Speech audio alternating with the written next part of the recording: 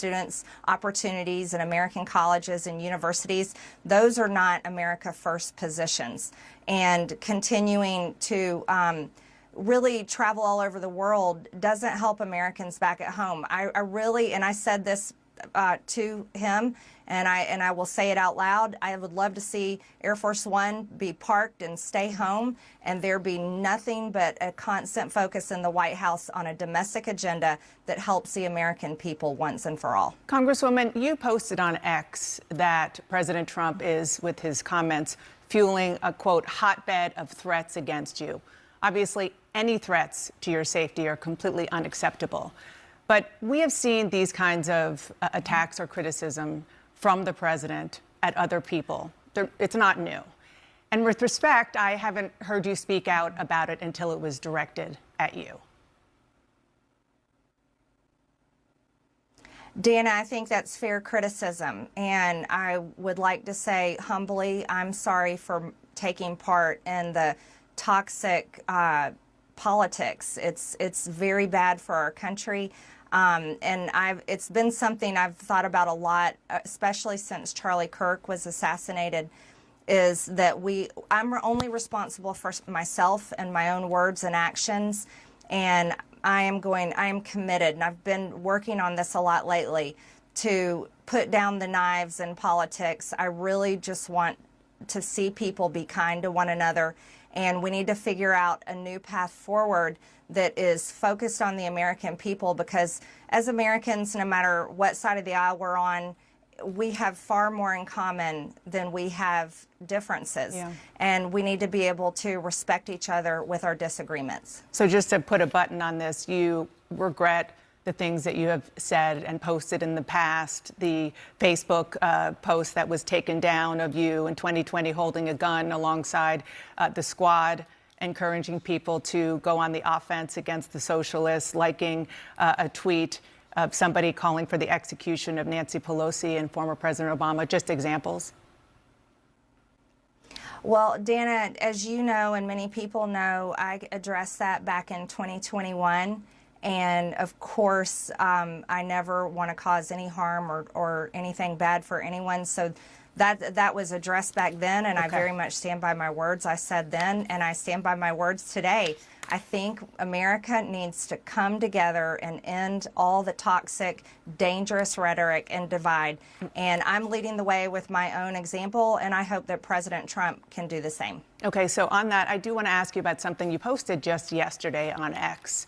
You questioned who and what country is putting so much pressure on Trump to keep the Epstein files hidden.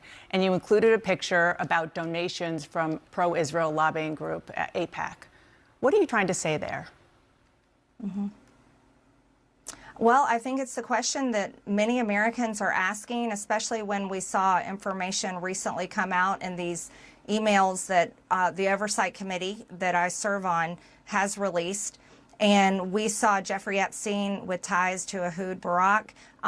We saw him making business deals with them, also business deals that involved the Israeli government, and seems to have led into their intel agencies. And I think the right question is to ask is, was Jeffrey Epstein working for Israel? And I'm proud to say I don't take money from AIPAC. I don't take money from any special group of people. I'm just representing my district and the American people.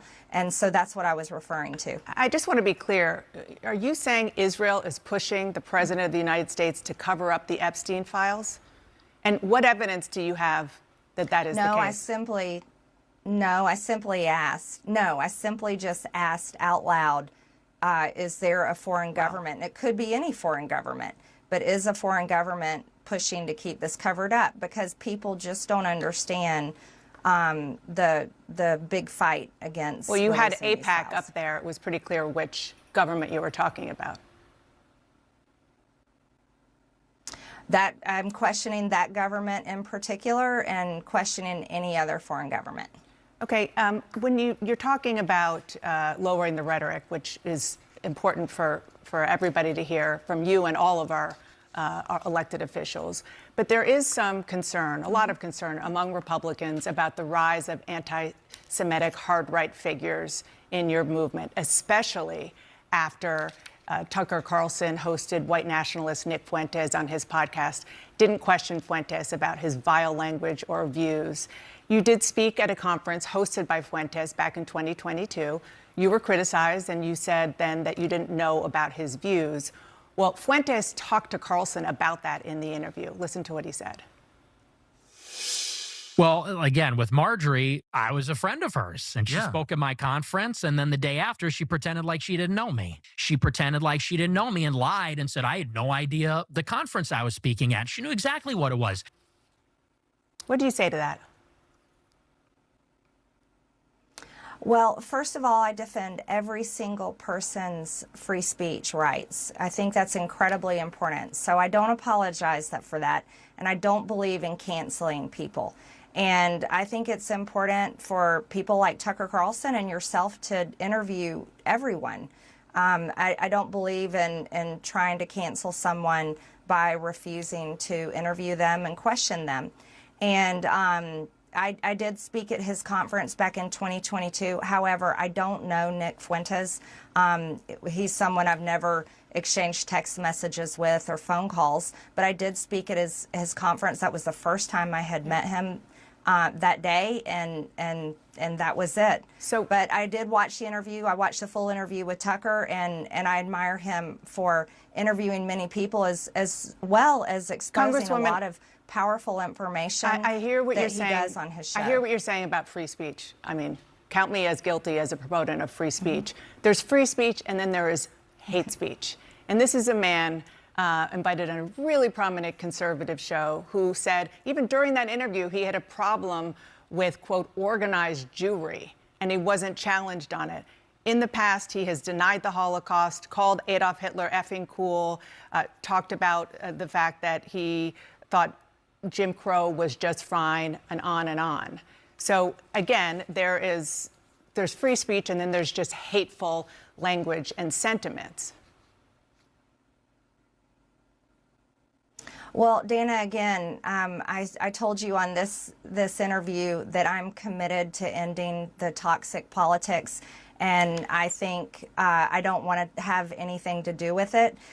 You should have Nick Fuentes on your show, and you could ask him questions about that. I myself am not anti-Semitic. I have never criticized the Jewish people or said anything about them in particular. I am critical of the government of Israel, and I can criticize any government I want to in the entire world, as well as our own. And a lot of the times I am criticizing our own government for failing the American people. And I think that needs to be the focus, and that's the most important thing people care about, is being able to afford groceries, housing, health insurance, and having a good quality of life. Yeah, and I hear you saying you're not anti-Semitic, and you've said it before, and you know, some of the posts that you have put up, which you have apologized for, certainly have tropes in them that have been used historically against Jews. But I do want to end this conversation with a question to you, and that is, do you see a situation where you and President Trump can make up? And if not, do you think you have a future in the GOP? Well, I certainly hope that we can make up. And there's, you know, again, I can only speak for myself. I'm a Christian, and one of the most important parts of our faith is forgiveness, and that's something I'm committed to. That's why I can easily come on your show that is watched all over the world, and I can say things I'm sorry for, and I can try to set an example of how I think we should move forward as Americans. And so, of course, on my end, I believe in that, and I certainly hope to see that happen. Congresswoman Marjorie Taylor Greene, I appreciate you coming on this morning. Thank you so much. Thank you, Dana.